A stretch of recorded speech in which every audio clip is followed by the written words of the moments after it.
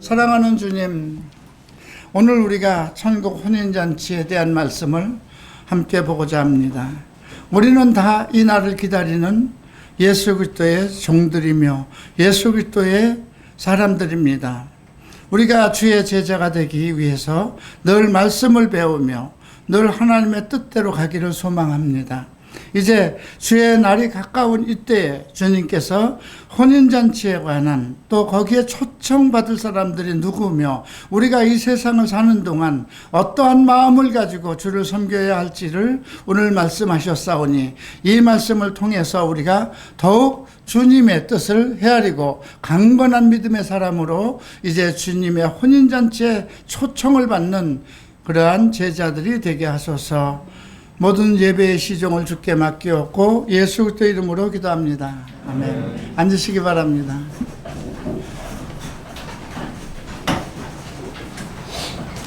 지난주에 우리가 누가복음 13장에서는 이스라엘의 구원에 대해서 살펴봤습니다. 이스라엘은 아직도 분쟁 중이죠. 참 이 지구상에서 이스라엘 민족만큼 고난을 받은 민족이 어디 있을까요? 그런데 이 지구상에서 이스라엘 백성만큼 하나님에게 정말 귀한 사랑과 은혜를 입은 백성이 또 어디 있겠습니까?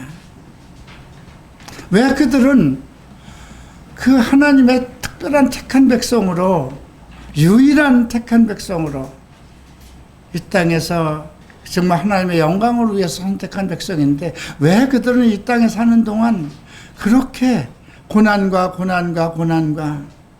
모든 그 지역, 모든 그 나라들이 이스라엘을 공격하고 미워하고 그 민족을 완전히 말살시키려고 했던 그런 일들이 일어났을까? 왜 그랬을까요? 하나님이 사랑하셨기 때문에 그렇습니다. 이 세상은 세상 신이 있잖아요. 이 세상 신이 언제부터 있었을까요? 이 세상 신이 물론 하나님을 대적하고 이 땅으로 내려왔다 하더라도 아담이 안 내어줬으면 문제가 되지 않았어요. 인류의 조상 아담이 내어줬잖아요. 그죠? 하나님이 명령하셨어요. 네. 동산 중앙에 있는 선과 악을 알게 하는 나무의 실과는 먹지 말라. 그러면 네가 정령 죽을 것이로다. 단 한 절밖에 안 되는 성경인데 그것을 지키지 못했습니다.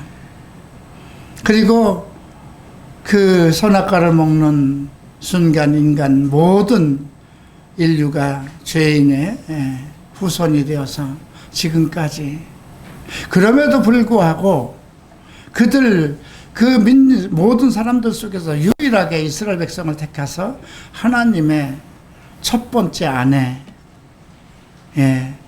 자기의 백성으로 삼으셨죠. 자, 그러면 지금 오늘날 우리는 어떨까? 우리도 마찬가지입니다.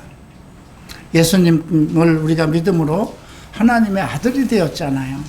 세상이 우리를 핍박하는 건 당연합니다. 그런데 우리가 이스라엘 민족과 다른 점은 하나 기억해야 돼요. 세상 임금이 지금 내게 오나 저는 나와 관계가 없다고 그랬어요. 나와 상관이 없다고 그랬어요. 내가 저를 이기었다 그랬습니다. 요한복음 16장 마지막 절에도 내가 너희에게 이 말을 이루는 것은 너희로 평안을 누리게 하려 함이라. 세상에서는 너희가 환난을 당하나 담대하라. 내가 세상을 이기었노라 했습니다. 우리는 세상과 싸워서 이길 수 없습니다.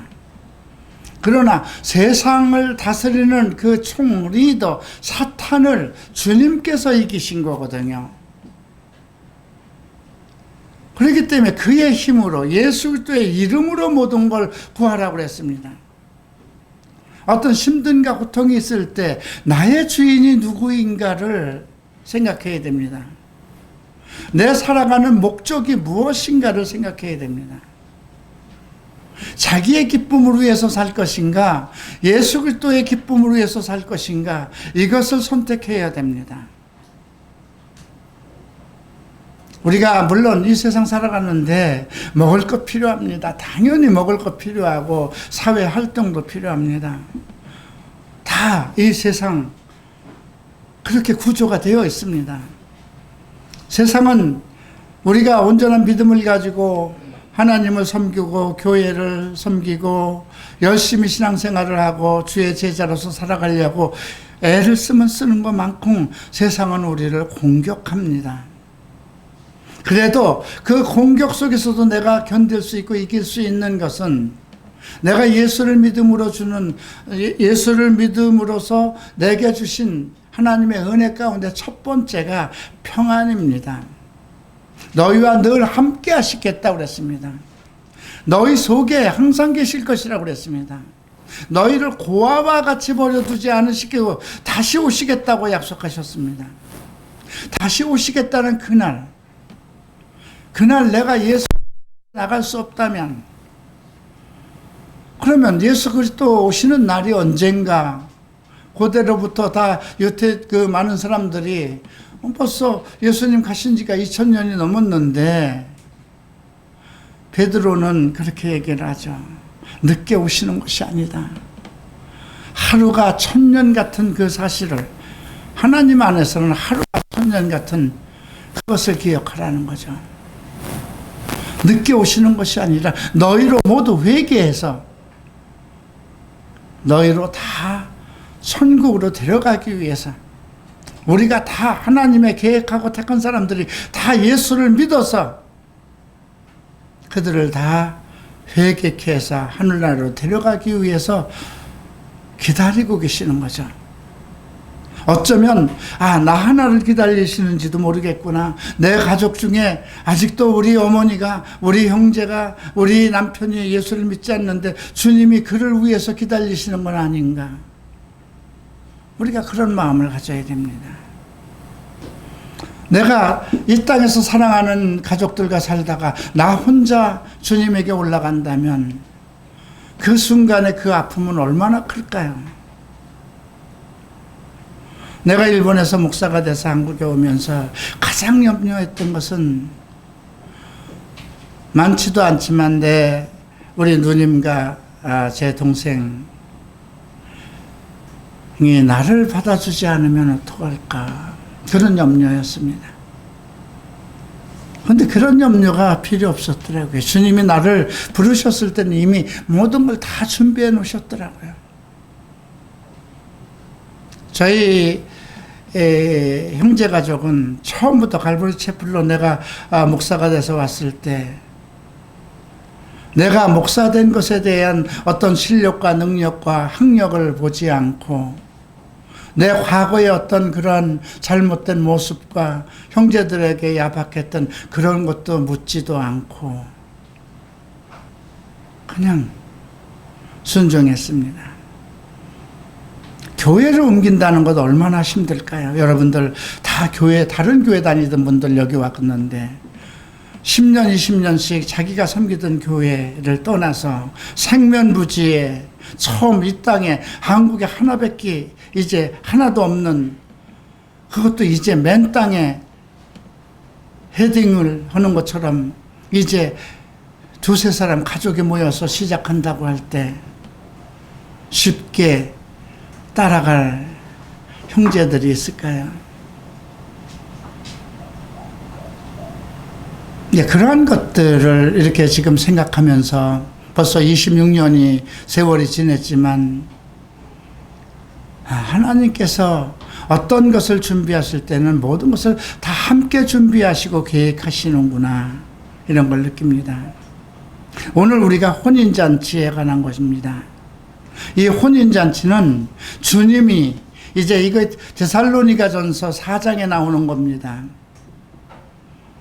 천사장의 나팔소리와 함께 우리가 죽은 자들이 먼저 일어나고, 우리가 먼저 죽을 수도 있어요, 그죠?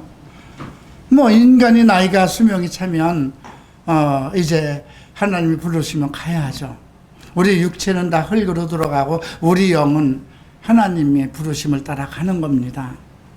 예수를 믿었기 때문에 우리가 갈 곳이 이 인간에게 갈 곳이 딱 두 곳인데, 하나는 지옥이라는 곳이에요. 예, 유대인들에게 구약에서는 스올이라고 그랬고, 우리 성경은 음부라고 그랬습니다. 그것이 지옥입니다. 믿지 않는 자들이 내려갈 곳이라는 거죠.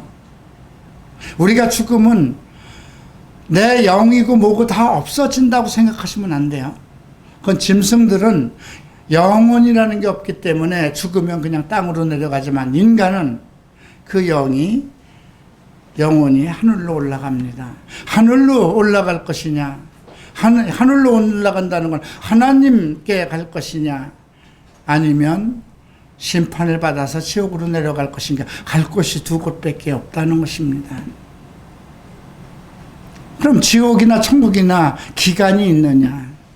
우리가 교도소를 가도 여러분 정말 종신형이라는 것도 있겠지만, 한 인간이 사는 동안 종신형을 죄를 져서 감옥에서 지낸다고 해도 그게 참 얼마나 고통스럽고, 그런데 내 영혼이 흑암의 지옥에서 평생 고통 속에서 살아야 된다면 생각해 보십시오.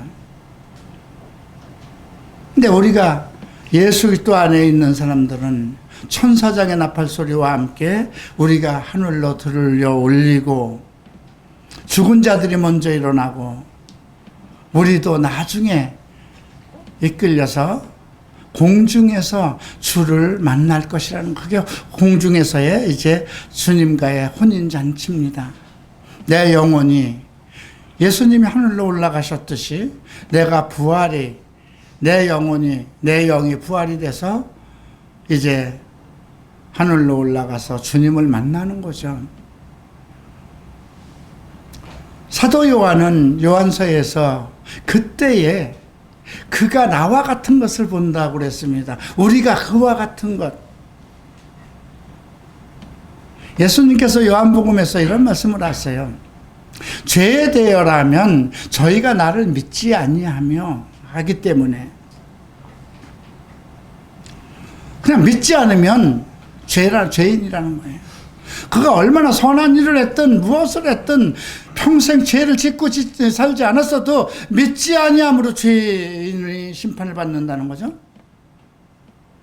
의라 하면 내가 하늘로 아버지께 올라가니, 그 얘기를 합니다. 의에 대해서는 의의 기준을 얘기한 것입니다. 너희가 의인으로서 의의 기준이 뭐냐면, 내가 하늘로 올라간 것처럼 너희도 하늘로 올라가야 된다는 거죠. 하늘로 올라와야 된다는 것입니다.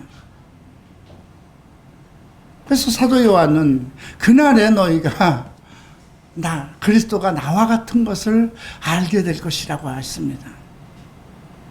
그래서 그 소망을 가진 자마다 그가 정결하신 것처럼 정결해야 된다는 것입니다.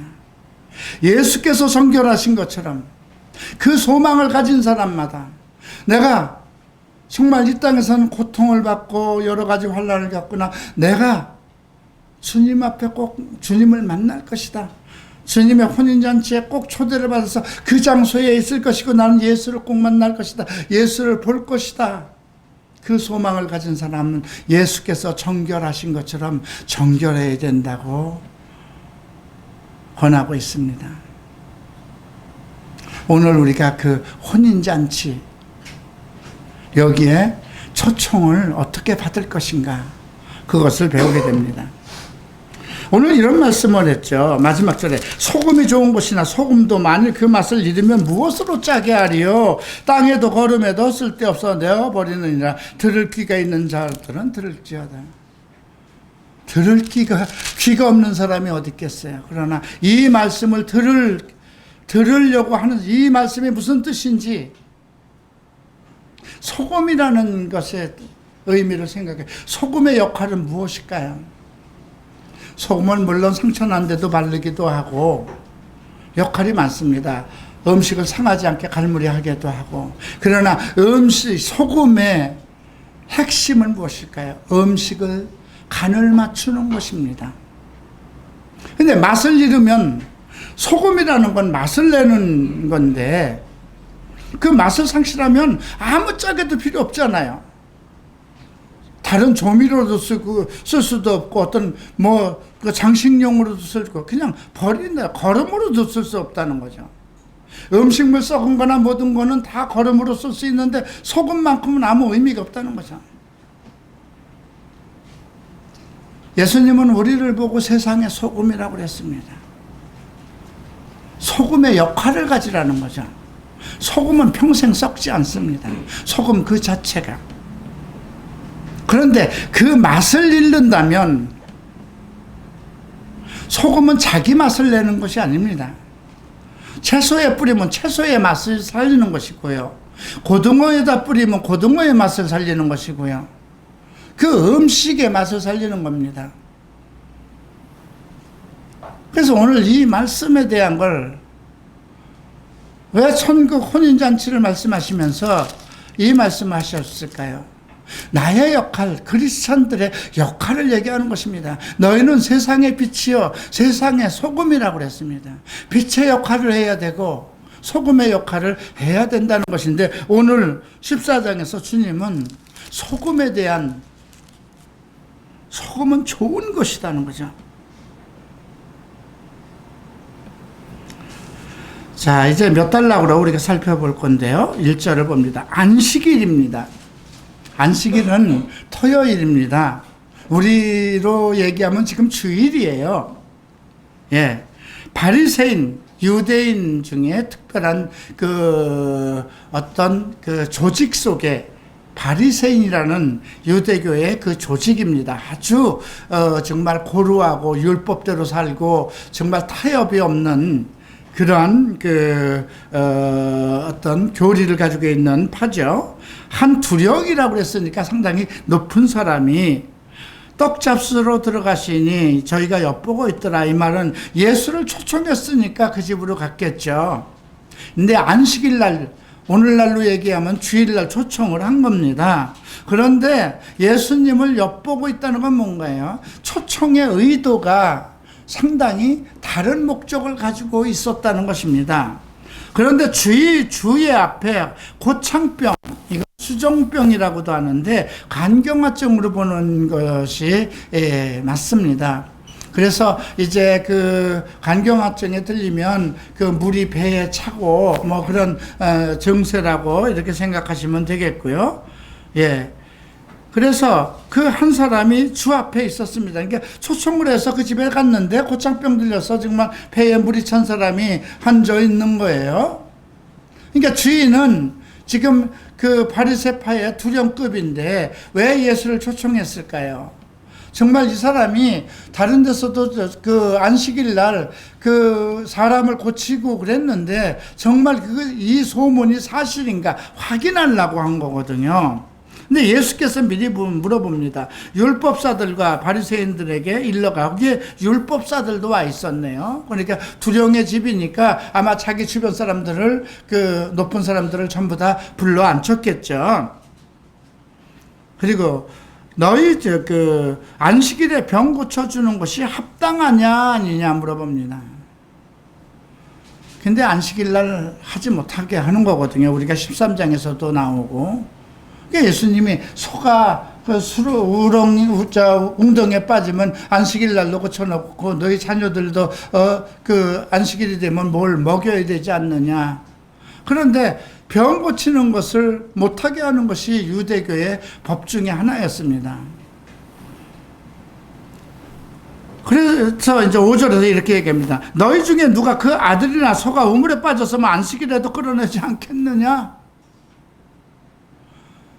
어느 게 더 중요할까요? 웅덩이에 이제 소가 빠지고 아들이 빠졌으면 당연히 끄집어내죠. 근데 안식일 날 병든 사람을 고치는 것은 왜 유대교에서 법으로 금했는지 모르겠지만 그들이 생각하는 건 왜 안식일 날 그런 걸 하느냐. 안식일 날은 오직 하나님만을 위해서 예배를 드리고 다른 날 많으니까 6일 동안 그들을 고치면 되지 않느냐.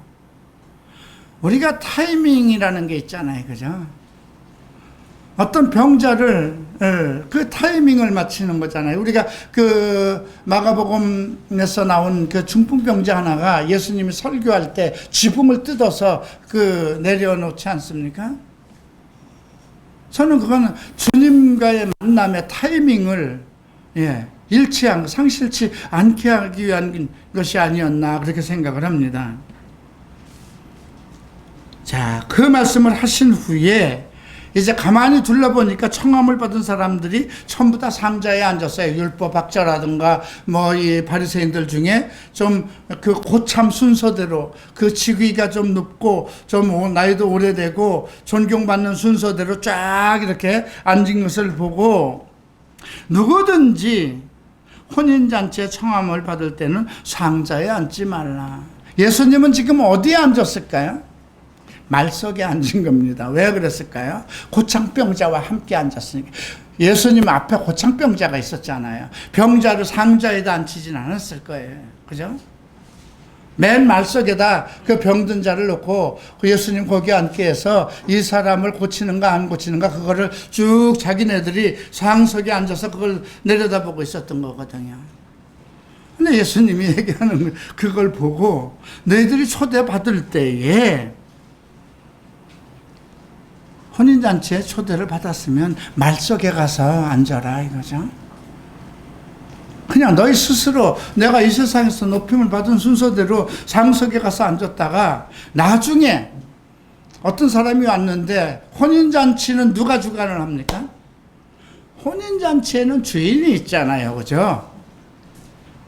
그 주인이 이렇게 보고 자기 스스로 어떤 사람이 와서 상석에 앉았어요. 그 상석에 자기를 앉히려고 생각했던 그 주인은 그 사람을 앉히려고 생각했던 건 아닌데, 왜 날파리가 자꾸 이렇게 괴롭히는가 모르겠네. 그러면 주인이 어떻게 하겠어요? 여기는 당신 자리가 아닌데, 당신 자리는 저 밑에입니다. 그러면 자기가 스스로 상석에 앉았다가 이건 망신당하는 거죠. 그 말씀을 하시는 겁니다. 10절에서 이렇게 얘기를 합니다. 청함을 받을 때 차라리 말석에 가서 앉아라. 그러면 너를 청한 자가 와서 더러버시어 올라오라 앉으라 하니 그때야 함께 앉은 모든 사람 앞에 영광이 있을 것이다. 친구요. 자네가 왜 거기에 있어? 자네는 내 친구잖아. 이게 혼인잔치에, 천국의 혼인잔치에 우리가 초청받을 때 자기가 상석에 앉고 싶어서 간다는 건 아닙니다. 그래서 우리가 13장에서 먼저 된 자가 나중되고 나중된 자가 먼저 된다는 거죠. 이 땅에서 대형교회를 했으니까 내가 수만 명을 초청을 하고 수만 명의 영혼을 구원했으니까 그 사람들이 예수님 앞에 가면 상석에 앉게 될 것이 아닌가? 아니죠. 그건 주인만 알잖아요. 예수님께서도 제자들에게 했어요. 12제자들에게 야고보와 요한이 묻습니다. 주님께서 영광 중에 천사들과 올 때 왼쪽에 오른쪽에 우리 두 형제를 앉혀주십시오. 그랬더니 너희가 내가 마실 십자가를 세례를 받을 수 있느냐? 그러면요, 주님이 하시는 건 우리도 할 수 있습니다. 그래? 내가 나의 세례를 네가 받을는지는 모르겠지만은 내 옆에 앉는 것은 그분이 아버지께서 하실 것이라는 거죠. 똑같은 그런 상황입니다. 우리가 그래서 이 땅에서 내가 무엇을 잘하고 많은 사람들에게 덕망 있게 했다고 해서 그 순서대로 주님 앞에 그렇게 주님이 그 자리에 그대로 유지하도록 배치하지 않는다는 것입니다. 차라리 겸손하게 밑에 가서 말석에 앉으면, 주님이 자기 친구가 말석에 앉은 걸 보면 친구야 왜 거기 앉아 있어? 예수님과 친구가 돼야 된다는 것입니다. 그래서 우리가 그 13장에서 그 언급된 것이 있잖아요. 그죠? 주님, 우리가 그 주님께서 주 앞에서 함께 먹고 마시고 길거리에서도 가르쳤습니다. 그랬는데 주님이, 니들 뭔 소리냐? 나는 니들이 어디서 왔는지 알지 못한다. 행악을 하는 자들아, 행악을 하는 모든 자들아, 나에게서 떠나가라. 이미 그런 말씀을 하셨어요. 그죠? 나는 열심히 주 앞에서 먹고 마시고 여러 가지 봉사도 하고 헌신도 했는데 주님은 나는 너를 모른다, 행악하는 자라고 그랬대. 주님의 뜻대로 하지 않고 자기 고집대로 했다면 그는 행악하는 자가 되는 것입니다. 그래서 나중된 자로도 먼저 될 자가 있고, 먼저 될 자가 나중될 자가 있다고 말씀하신 것입니다. 자, 그래서 우리가 이 땅에서 존경받는 자가 되지 말라는 말씀입니다. 지금 여기 그 상자에 쭉 앉아있는 바리새인의 지금 그 가장 뭐라고 그래서 두령의 집이라고 그랬잖아요. 율법 학자들과 그 바리새인들 중에 높은 사람들이 쭉 와서 상자에 앉은 것이거든요. 그래서 너희 이 땅에서 너희 주인은 오직 아버지 한 분이고 너희 주인은 예수밖에 없다는 것입니다. 이 땅에서 영광을 받을 생각 하지 말라는 것입니다.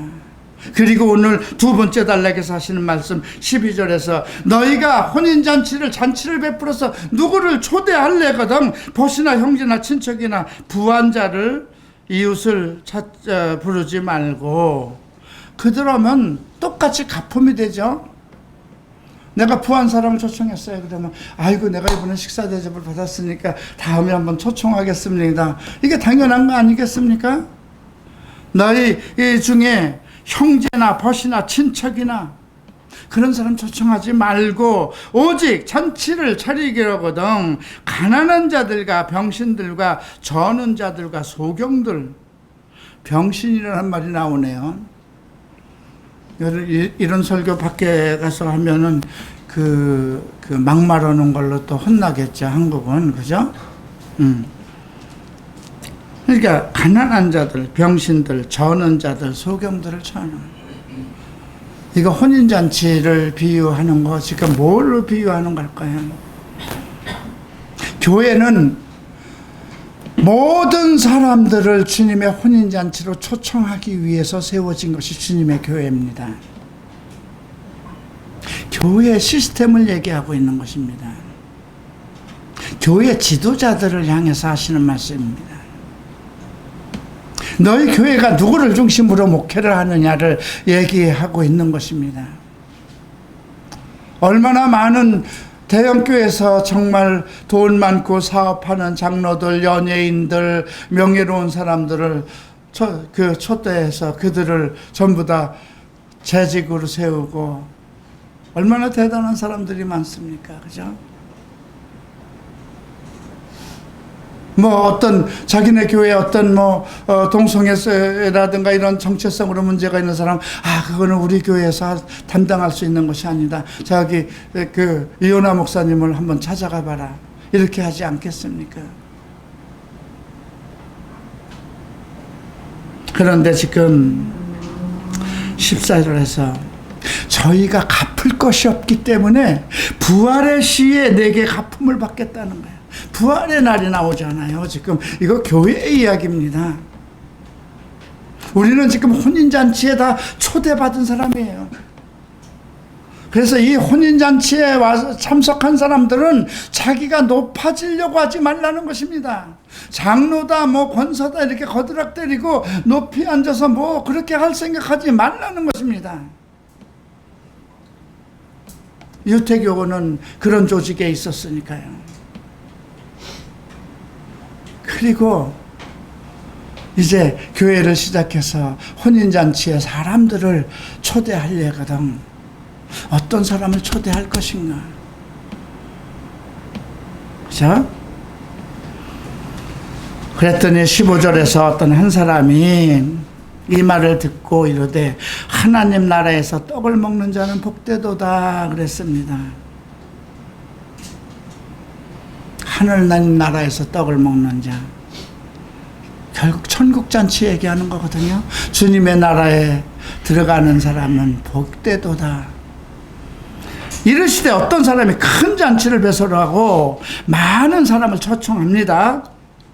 근데 잔치할 시간에 갔더니 이제 그 시간이 가까웠어요. 잔치할 시간이 가까우니까 빨리 가서 자기 종을 보내서 다 준비되었으니까 오세요. 그랬더니 다 일치하게 사양했어요. 소 5겨리를 샀음에 처음에 밭을 샀으면 나는 밭을 보러 가야 되겠습니다. 두 번째는 나는 소 5겨리 10마리죠. 샀으니 이걸 시험해야 되니까 용서하세요. 20절에 보면 나는 장가를 들었으니 그러므로 가지 못하겠노라. 우리가 교회에 이제 주님이 곧 오실 때가 됐습니다. 회개하고 자 우리가 하나님 나라에 같이 가십시다. 이렇게 초청을 할 때 지금 세상 사람들이 거절하는 방법이 이 세 가지입니다. 아우 너무 회사가 너무 바빠요. 그죠? 회사가 하는 일이 너무 바쁘고 제가 정말 정신없습니다. 내가 지금 교회 갈 사이가 어디 있습니까? 근데 소다석결이는 요즘 이거는 뭐 그 당시 얘기를 생각해 요즘은 뭘로 해야 될까요? 내가 요즘 새로 지금 최신형 차를 바꿨습니다. 며칠 전에 새 차를 샀습니다. 내가 지금 그냥 새로 지금 골프채를 하나 샀는데 지금 그거 가지고 시험을 해야 될 것 같습니다. 근데 이 세 번째가 더 흥미로워요. 20절. 나는 장가 들었으니 그러므로 가지 못하겠노라. 장가 들었는데 왜 못 갈까요?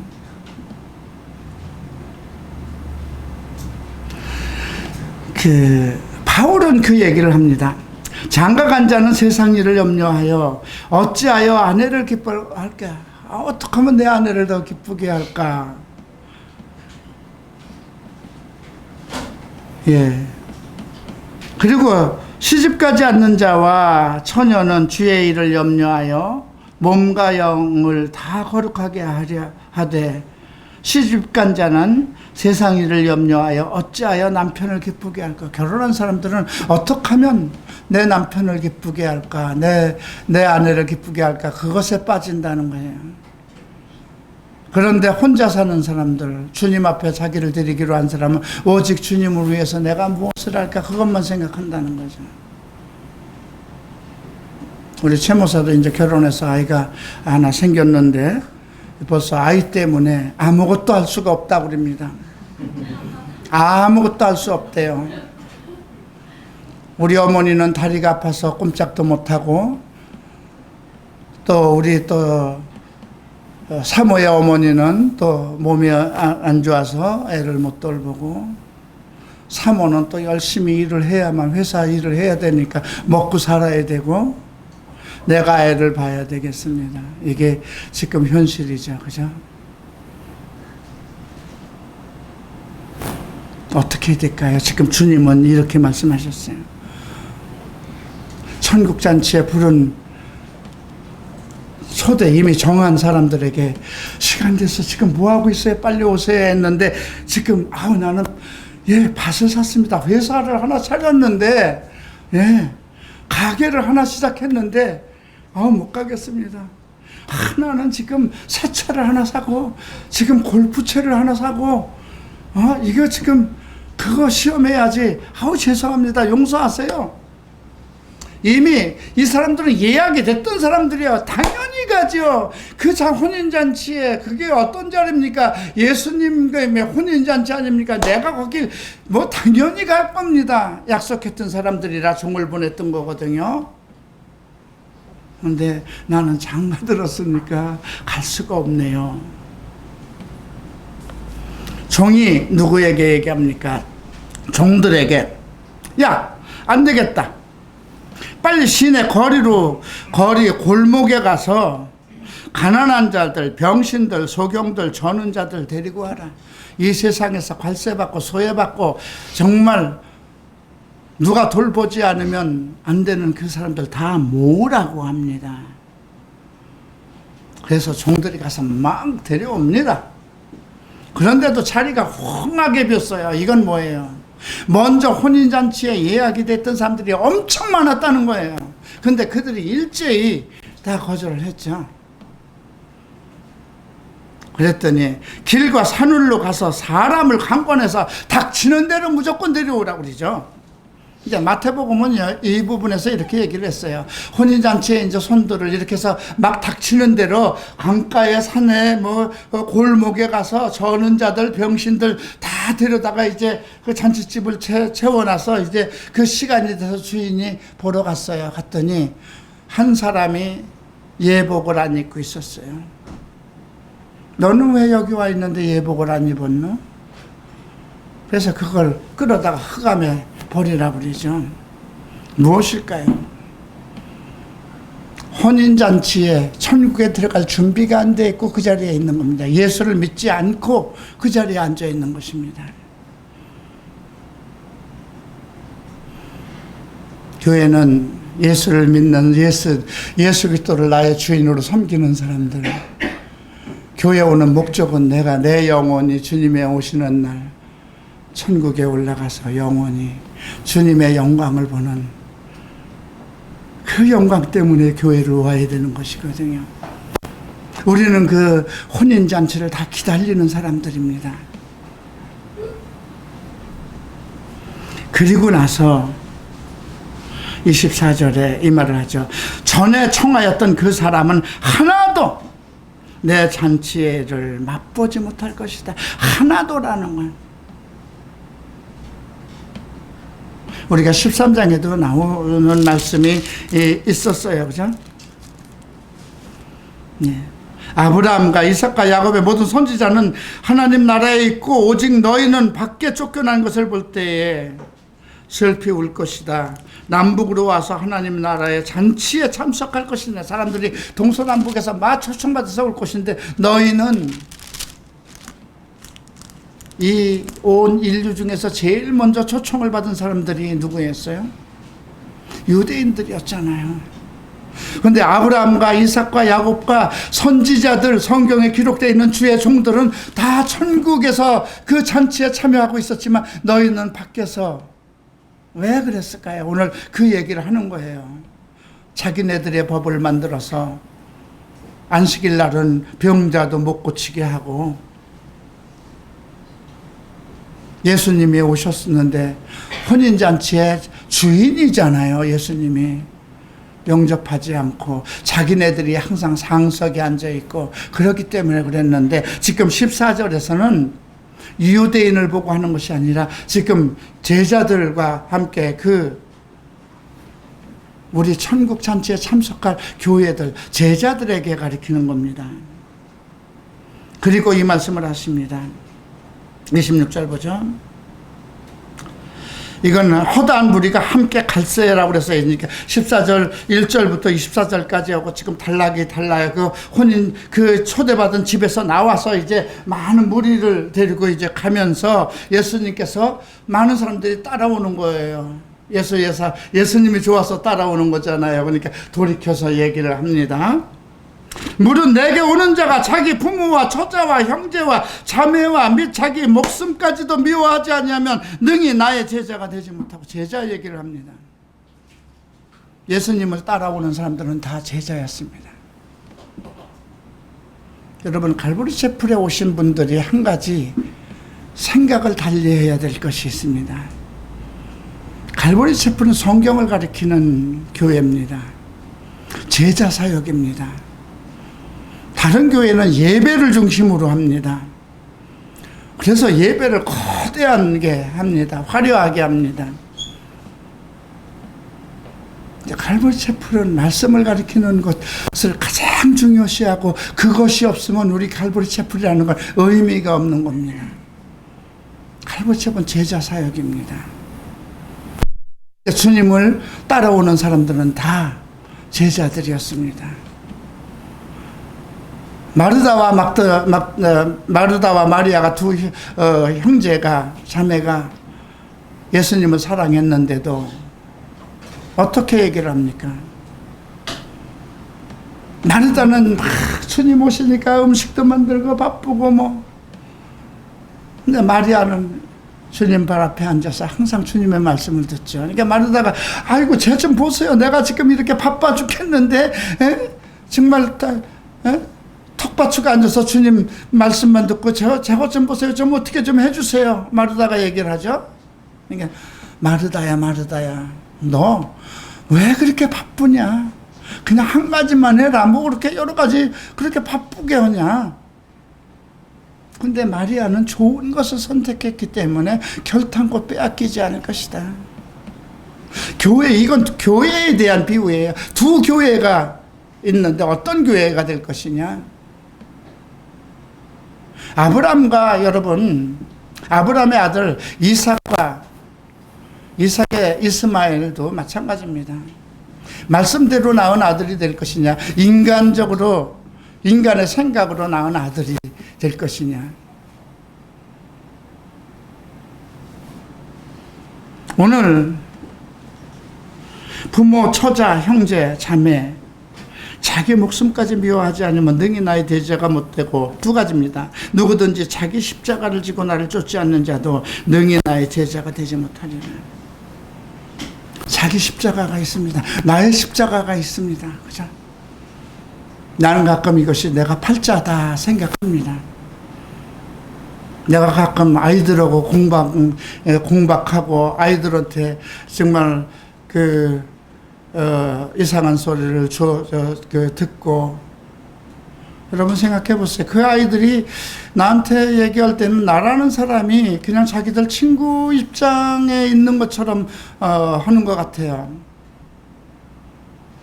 근데 자기 아버지가 70이 됐다면 함부로 하지 못할 말을 나한테는 카톡으로 남기거든요. 그런 글을 내 아들이 있어서 보았다면 어떨까요? 내 형제들이 그런 글을 보았다면 어떨까요? 가끔 그런 생각을 합니다. 내가 왜 이 아이들에게 이런 글을 받아야 되는가? 근데 가끔 생각하면 나의 팔자니까. 이게 세상 말로는 팔자예요. 근데 여기서 보면 자기 십자가라고 그러네요. 나의 십자가라고 그래요. 주께서 내게 메어주신 이 십자가를 내가 안 메면 어떡할 거예요? 주께서도 자기 십자가를 졌는데. 근데 이 십자가를 지기 위해서는 다 버려야 된다는 거예요. 그죠? 먼저 버려야 되는 거, 부모, 형제, 처자, 자기 목숨까지도, 자기와 관련된 모든 것을 다. 부모를 버린다고 버려지는 건가요? 아내를 버린다고 버려지는 걸까요? 형제를 버린다고 버려지는 걸까요? 이거는 우선순위를 얘기하는 것입니다. 어떤 것을 중히 여길 것이냐, 하나님 사역을 목숨을 걸 것이냐, 부모, 형제, 혈연관계, 거기에 어느 것에 중요시할 것이냐죠.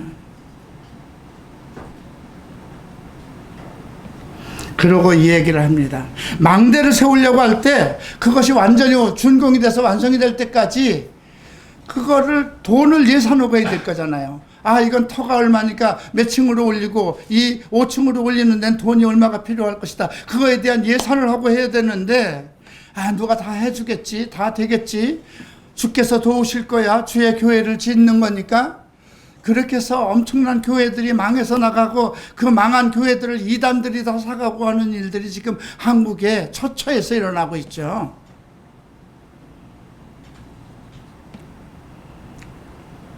두 번째는 전쟁이 일어났어요. 왕과 왕이 전쟁이 붙었는데 우리는 1만 밖에 없는데 상대가 2만이에요. 그런데 우리 1만을 가지고 2만을 이길 수 있는 능력이 있는가를 내가 확 알아야 되는 거잖아요. 그죠? 그런 것이 없으면 질 것이 뻔하니까 빨리 가서 사신을 보내서 화친을 해야 되는 거잖아요. 이거는 지금 뭘 얘기하는 것일까요? 26절, 27절에서는 부모, 형제, 처자를 다 버려야 내 제자가 되고 자기 십자가를 지라고 그랬습니다. 이건 목회에서 어느 것을 우선순위로 할 것이냐, 이것을 얘기하는 것이고요. 28절부터 32절까지는 모든 것에 대한 계획과 그 치밀한 계획, 그걸 가지고 하라는 거죠. 그런데 한 가지로 지금 25절부터 32절까지 한 말씀을 한 가지로 표현을 합니다. 33절 보죠. 이와 같이라고 그랬으니까 지금 위에 있는 모든 말씀을 종합해서 얘기하는 겁니다. 너희 중에 누구든지 자기의 모든 소유를 버리지 아니하면, 혈연관계든 가족이든 무엇을 위해서 모든 것, 모든 소유, 너 인생의 목적이 뭐냐를 물어보는 거예요. 네가 나를 주인으로 부르고 내가 너를 나의 제자로 불렀다면은 너의 목적이 무엇이냐 이거죠. 지금 위에서 우리가 안식일 날 바리새인 두령도 누구예요? 유대교의 지도자잖아요. 바리새인의 두령이라고 그러면 바리새 교파를 이끌어가는 요즘 그러니까 장로교 무슨 총회장 이런 급이에요, 그죠? 지금 그 얘기를 하는 겁니다. 그런 거 다 필요 없지 않느냐 이거예요. 내가 사명을 가지고 병신들이든 정말 저는 자들이든 가난한 자들이든 그런 걸 모았으면 나는 돈이 없는데 어떻게 할까요? 근데 우리의 주인은 예수잖아요, 그죠? 하나님이잖아요. 하나님이 그걸 다 하실 거지 돈 없는지 다 알잖아요. 근데 내가 만약에 가지고 있는 그들을 돌보려면 내가 돈도 있어야지, 좋은 집도 지어야지, 기숙사도 만들려면 모두 돈도 있어야 되겠다 하고 돈에 빠져버리면 아무것도 못하죠. 그 얘기를 하는 거예요. 모든 소유를 다 버려야 된다는 거죠. 그래야 오직 누구만을 의지할까요? 하나님만을 의지하잖아요. 그게 자기 십자가, 주께서 맡긴 이 일을 감당할 때 내 소유가 많아서 부자 청년처럼 돈이 많으면 뭐든지 할 수 있죠. 선한 일도 할 수 있고 구제도 할 수 있고 부자 청년, 그런데도 영생을 하는 방법을 몰라서 주님한테 왔는데 그거 다 버려야 되겠다. 너 그거 다 버리고 내 제자가 되라 했는데 가지고 있는 것이 많아서 못 따른 거잖아요. 요즘도 제가 우리가 이달 말일 마지막 토요일을 성경대학교 4학기 9월 학기 개강합니다.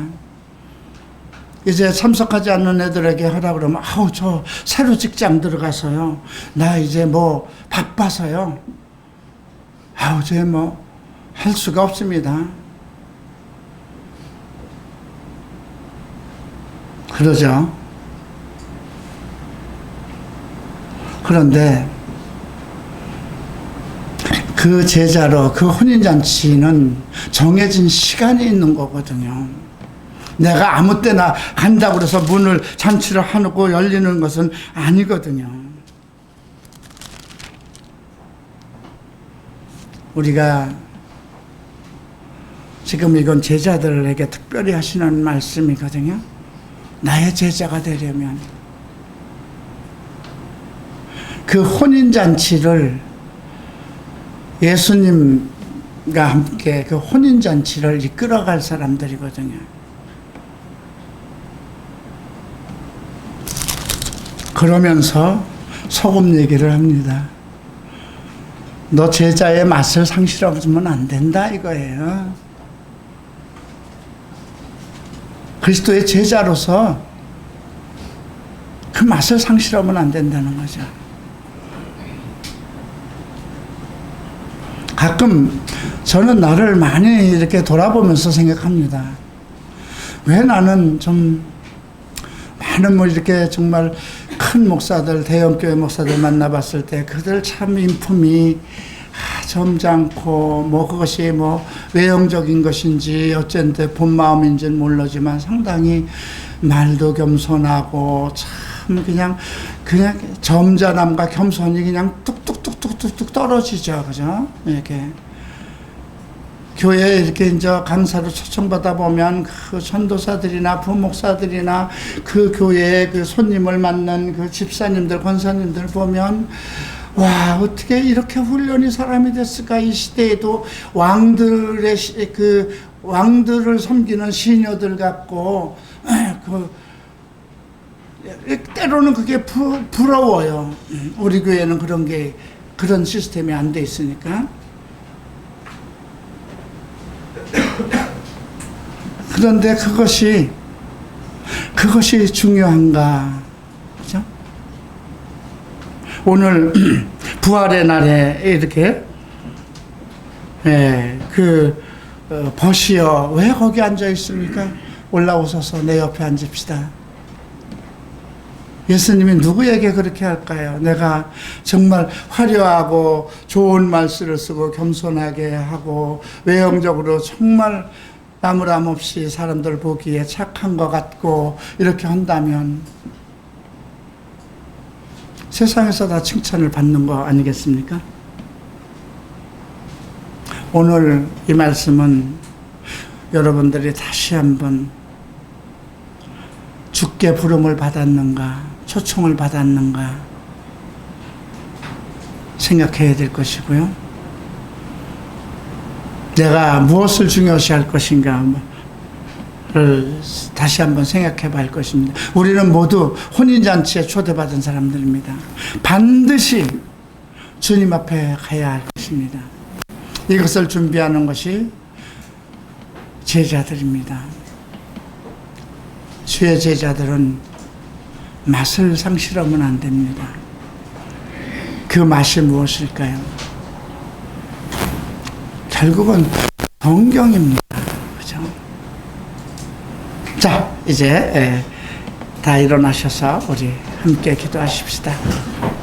저는 여러분들과 함께 갈 것입니다. 여러분들과 함께 주님 앞에 갈 것입니다. 여러분들이 어쨌든 나보다는 다 나은 것 같은 분들입니다.